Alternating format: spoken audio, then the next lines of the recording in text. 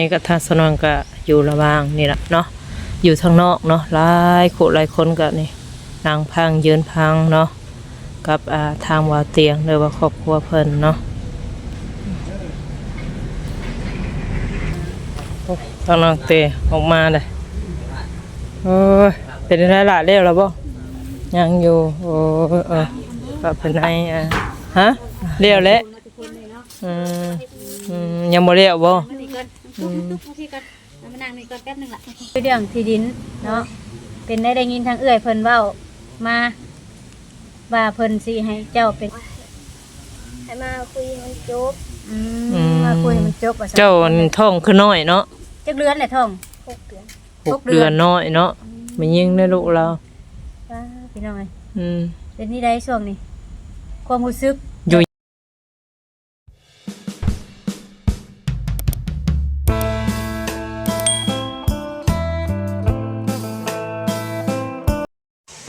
สบายดีเด้สวัสดีเด้อพ่อแม่พี่น้อง FC ป่าดงเบิร์ดสุขุสุคนก็ยินดีต้อนรับเข้าสู่ซอกสนวนคือเก่าคือเดิมเด้อพ่อแม่พี่น้องเนาะมื้อนี้ก็เปิดภาพมากับพี่น้องมาอยู่บ้านโนนสันบ้านนี่เนาะมาไก่เกลียหรือว่ามาเคลียร์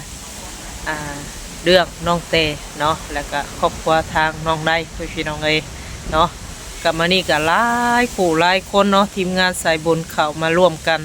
เนาะมาพร้อมกับเบาเตียงมานี่กันเนาะทุกคนเนาะก็ถือว่ามากันหลายคนพอสมควรนั่นแหละเนาะมานี่ก็ทางรถใหญ่เนาะรถน้อยก็มีแต่ทัศนวนกับสาวไร่พี่น้องเนาะก็หันก็ขี่รถใหญ่มาเบิดทุกคนเนาะโดยตอนนี้ก็เป็นช่วงระหว่างทางผู้หลักผู้ใหญ่หรือว่าทางในบ้านเนาะแล้วก็ทางเบาเตียงเนาะแล้วก็ครอบครัวของน้องแต่น้องได้กำลังไกลเกลี่ยหรือว่ากำลังโอ้ล้มกันเนาะพี่น้องเนาะบาภัยพิษบาภัยถือกกปัสเหตุเป็นจังใดมาจังใดเนาะทุกคนเนาะโดยจังใดก็ตอนนี้ก็ทัศนก็สีทายบรรยากาศนิดๆหน่อยๆภายนอกให้เบิ้งเนาะทุกคนเนาะเพราะว่าทางในบ้านเพิ่นก็บ่ให้อัปเดตหรือว่าถ่ายทำลงไปเนาะอันนี้ก็คือความคิดเห็นเพิ่นเนาะบ่อนุญาตให้ทำคลิปเนาะทุกคนเนาะโดยจังใดก็ทัศนคติไทยบรรยากาศข้างนอกรอบๆเนาะตอนนี้กำลังโอลมกันเนาะโดยนี่หนุดด่างปลาปิหลายคนเนาะกำลังรวบรวมหรือว่าโอลมคุยกันเนาะทุกคนเนาะนี่ก็รถใหญ่หลายคนมาพากันอยู่ข้างนอกนี่แหละเนาะนี่รอบคนพานอกเนาะ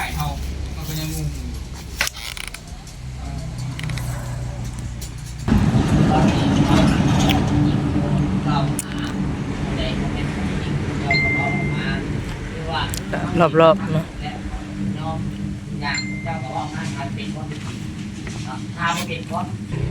ตอนนี้ก็ระวางไกลเกลียเนาะทุกคนเนาะ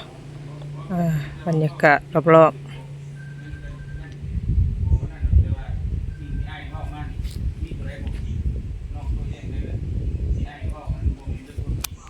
มีมูลกับน้องตัวแยกได้เพราะว่าสิ่งของเจ้าเป็นบ่แล้วก็มันมีว่าจุดแยกเรามันบ่เป็นการบังคับอย่างใด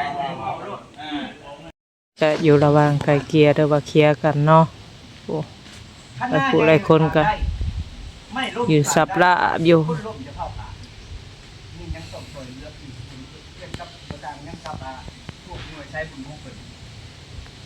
ิ่นมาช่วยคนห่างคนมีเขามีเลยรถเขาก็มีเรื่องเขาก็มีไม่เพื่อซอยผู้มันหาเช่าที่ทำนี่ก็ทัศนนก็อยู่ระหว่างนี่แหละเนาะอยู่ทางนอกเนาะหลายคนก็นี่นางพังยืนพังเนาะกับทางวาเตียงหรือว่าครอบครัวเพิ่นเนาะทางน้องเตะออกมาเลยโอ้ยเป็นไรล่ะเรียกแล้วบ่ยังอยู่โอ้ก็เป็นไงเราทุกคนนะเขาก็เนี่ยพากันนั่งอยู่นี่หลายคนพบมาพอกัน นาะตอนนี้ก็โอลงกันตั้งแต่12 โมงเนาะจนฮอดบ่าย 2 โมงกว่าเนาะก็ยังบ่แล้วหรือว่ายังบ่ตกประเตะกันเนาะทุกคนเนาะ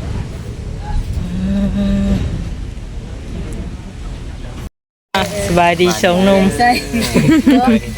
คือนั่ ไป งพักก่ ทา อน งว่าเปิดไปซอกว่าเพิ่นจบแล้วบ่สามารถ ตอนนี้นะเพิ่นกำลังคุยกันเรื่องที่น้องเตออกไปเนาะจากบ้านนี่แบบแม่น จักเรื่องให้ขาดได้ขั้นตอนเติบได้นี่เนาะ ตามเลือกเลยเนาะ เรื่องแรกก็เพิ่นคุยเรื่องกันน้องไส้กับบ่เตียง น้องไตกับบ่เตียงแล้วก็จบไปแล้ว จบแล้วตอนนี้เคลียร์ปัญหาแล้วเข้าใจแล้วตอนนี้ ยอมผิดยอมแม่นจังซั่นจังซี่แล้ว ตอนนี้ ย่อคันคอขมาเด้เนาะอันนี้นั่นเฉพาะบ่เตียงอันนี้ให้อภัยหาแต่ทางผู้ใหญ่นี่เฮายังบ่ฮู้ว่าเพิ่นสิสามารถคือบ่เตียงได้บ่นะเนาะเพราะว่าเพิ่นยังบ่ทันได้โทรคุยกันเด้ โดย ทางผู้ใหญ่นะ แต่วันนี้เป็นมาคุยเรื่องน้องเต้ น้องเตโตแต่คุยเรื่องน้องเตได้ก็ให้มันจบภายในมื้อนี้นะเนาะ ถือว่าค่ำน้ำมื้อนี้เนาะ ครับ นี่ก็หลายชั่วโมงเติบได้ทีเดียวว่าเฮาได้มานี่แม่ ใครอยู่ผู้ขี่รถใหญ่ผู้เฮาขี่รถจักรสิ หลายคนแฮงมามื้อนี้เนาะหลายคนแฮงเพื่ออยาก เฮาขี่รถจักรน่ะส่งคนเฮานี่แหละ ถ่ายให้พ่อแม่พี่น้อง FC ได้เบิ่งให้เพิ่นว่า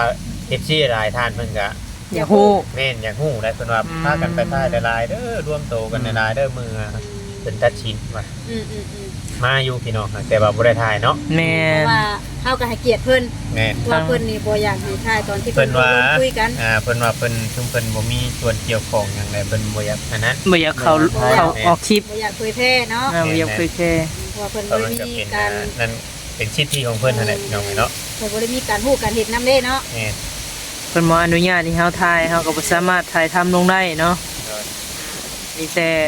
แต่ว่ามันนั่ง ถ่ายบรรยากาศนิดๆหน่อยๆให้เบิ่งรอบๆข้างหั่นแหละเนาะ สิว่าจังไดเนาะว่าเวียงเฮากัน แม่นถือว่าเป็น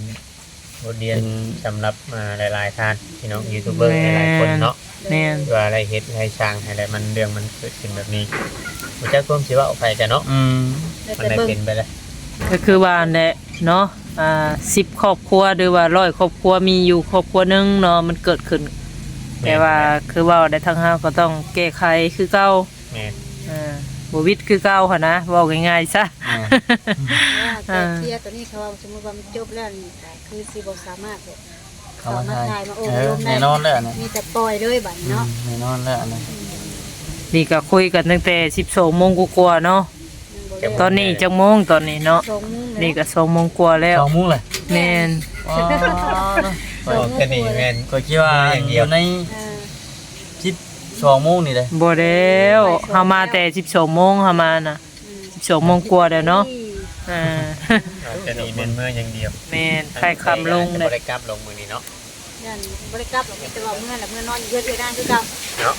เพราะว่ามันทำอยู่เด้ เราต้องพักผ่อนเนาะ เนี่ยต้องพัก คื ผ่ น อน นี้ก็มาเลิกแล้วเนาะ ว่าน้องเพิ่นก็เมื่อยเด้เป็นนี่ได้สาบานสิเว้าสิคุยกันแบบได้บัด ฮะ ทางน้องเตนี่เฮายังบ่ทันได้พูดได้ว่าเพิ่นคุยกันแบบใด บ่ฮู้ได้ตอนนี้เพิ่นยังคุยกันอยู่เพิ่นอยู่ แม่น ทางบ่เวียง เรื่องนี้ตอนนี้ยังตัดสินเรื่องผัวเมียตอนนี้ แม่ แม่ น นมีแต่ว่า โอ้ ไปฟังเพิ่นเว้าแล้วเฮาก็ แม่น สั่งได้มาเล่าให้ทาง FC เพิ่นฟังอีกทีนึง โดย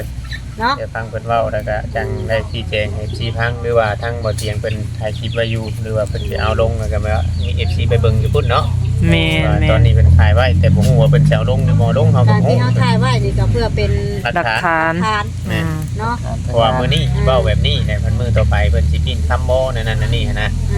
ก็คือเก่าอยู่บ่อย่างเนาะ แม่น ถูกเพื่อความรอบคอบเนาะ บ่มีอีหยังเกิดขึ้นก็คือว่าสามารถเอาลงคลิปได้ แม่นบางบ่อนนี่มันเคยมีเด้เนาะแบบนี้เนาะกรณีแบบนี้เนาะ แม่ ต น กลงกันแล้วบ่แล้ว ปิง นะ คำน่ะติ แม่นใครอีดอกอันนี้เพิ่นก็เอามาลายในบ้านรุมนั่นก็เอามาเนาะ แม่นหลายคนอยู่ได้เนาะ ที่คุยกันโตรุ่นก่อนที่เราบ่เข้าใจกันน่ะมีแต่ในหมู่บ้านเพิ่นเนาะ แม่น เลยทำให้คุยกันบ่เข้าใจมื้อน่ะ ก็เว้าง่ายๆก็คือเพิ่นมื้อนี้เพิ่นมานี่แบบว่ารวมกันหลายคนแล้วก็บอกเทื่อละขั้นตอนเพิ่นก็เว้าหลายสิ่งหลายอย่างอยู่เนาะเท่าที่เฮาฟังหั่นนะบอกสอนแน่ แต่บางเรื่องเฮาอาจสิบ่ได้อ เสีย อง กมา แห้ง เว้า แค่บ้า เนาะ เนาะ เป็นนี่ได้ มันเดือดเองเนี่ย หรือว่า เดือดบ่ คุยเรื่องน้องเตกับน้องได้แล้วมันเดือดบ่หรือว่าใด แม่น ๆ อาจสิแม่นเนาะตัวนี้ไปจังได๋ไปฟังเบิ่งก่อนเฮาก็ได้เนาะ บ่บ่ครับ จังมาเล่าให้ FC เพิ่นฟังอีกทีหนึงเนาะ แม่ น้องตุกโอ้เดี๋ยวละบ่อีละฮะเดี๋ยวแล้วอืมยังบ่เลี้ยวบ่ เรื่องที่ดินเนาะเป็นได้ยินทางเอื้อยเพิ่นเว้ามา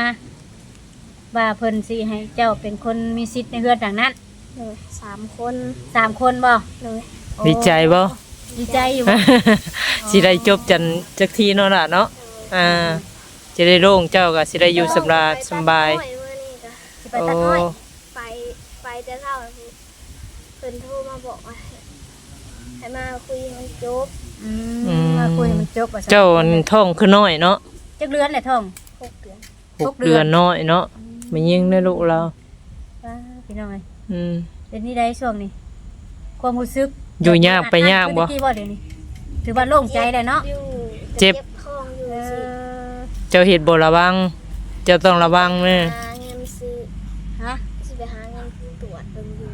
โอ้ยังบ่ทันเคยเอโกบางจักเทื่อบ่ เคยแล้วเทื่อหนึง เพิ่นว่าเป็นเพศหญิงหรือเพศชาย ยิง แม่นหญิง นั่นดิคือถึกแท้วะ โอ้ เอาสาระไปเวียกเจ้า แต่ เนาะ ว่าไปคุยเวียงเพิ่น ให้มันแล้วเด้อ บัดนี้ มันจบมันสิ้นสาระเอ้ยให้มันแล้วอดเอาเนาะ ก็กัน สบายดี โดยทางน้องตุกเนาะคุยเวียกให้มันแล้วเนาะทุกคนเนาะว่าทางเฮาก็อยู่ทางนอกนี่แหละเนาะได้แต่รีวิวข้างนอกทุกคนเลยเนาะนี่แหละรถรางก็พากันจอดเต็มอยู่ทุกคนเลยพวกทางรถเบาเตียงเนาะรถชาบุญบ้านนารถเบาแซนเนาะแล้วก็รถเบาจี๊ดทุกคนเลยเนาะแล้วก็ทางรถเบาดีเนาะก็พากันอยู่นี่แหละเนาะคุยเวียกคุยงานกันยังบ่แล้วเนาะทุกคนจังไรระหว่างรอคอยเนาะกับทางสนองกับพ่อผู้เรื่องราวนี้อีกหน่อยกับสีเราอีกพันจินิดจังหน่อยเนาะทุกคนเนาะกับสีพอได้ให้FC ได้พังเถื่อขั้นตอนคือว่าน่ะเนาะโดยเนาะทุกคนเนาะกะระหว่างตอนนี้ก็ยังไกลเกลียเนาะก็คือทางผู้หลักผู้ใหญ่เนาะเพิ่นโทรมาคุยกับนายบ้านเนาะตอนนี้เนาะกับทางเฮาก็โอ้ยพากันอยู่นางรอเนาะมาเป็นหมู่เป็นคู่กันหลายคู่หลายคนมื้อนี้ก็ได้มาพังนํกันเนาะกกปลายสาเหตุเป็นจังไดเนาะทุกคนเนาะก็คือว่าเนี่ยว่าสิทำคลิปก็เพิ่นบ่ให้ทำเนาะก็คือทางเฮาก็บ่สามารถที่ว่า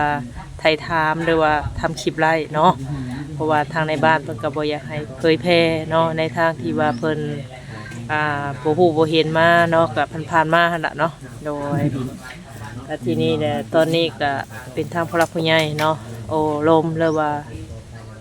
โทรมาคุยกับนายบ้านเนาะก็คือแบบสิมอบกรรมสิทธิ์ที่ดินหรือว่าบ้านเนาะทุกคนเนาะให้กับไผเนาะอันนี้ทางสนก็ยังบ่ฮู้เนาะเพราะว่าเพิ่นคุยกันอยู่ข้างในพุ่นล่ะทุกคนเลยต้องจดบันทึกเนาะจดบันทึกไว้เพราะว่ามันเกิดเรื่องนี่หลายเทื่อแล้วเนาะทางในบ้านเพิ่นก็บ่อยากไกลเกลี่ยหรือว่าบ่อยากมาโอ้ลมหรือว่าแนะนำอีกแล้วบาดนี้เนาะเพราะว่าอยากให้มันจบภายในมื้อนี้ให้มันแล้วคือว่าและเนาะทุกคนเนาะแล้วก็จดบันทึกไว้เนาะเพื่อว่าสองกรรมสองพายเนาะให้มันจบกันเนาะก็เคลียร์กันให้มันตบแตกคือว่าเนี่ยก็ถือว่าทางในบ้านเพิ่นนี่ก็มากันหลายคู่หลายคนเช่นกันเนาะตอนนี้ก็เพิ่นกำลังสิเฮ็ดจดบทบันทึกเนาะสองกรรมสองพายเนาะทีแรกก็คือว่าแหละระหว่างทางเบาเตียงกับน้องไส้เนาะก็จบไปแล้วเนาะก็มาเคลียร์เรื่อง